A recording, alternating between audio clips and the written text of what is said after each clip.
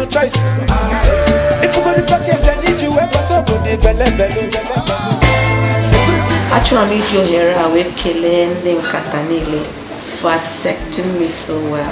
I feel like I was born here. They are such good people.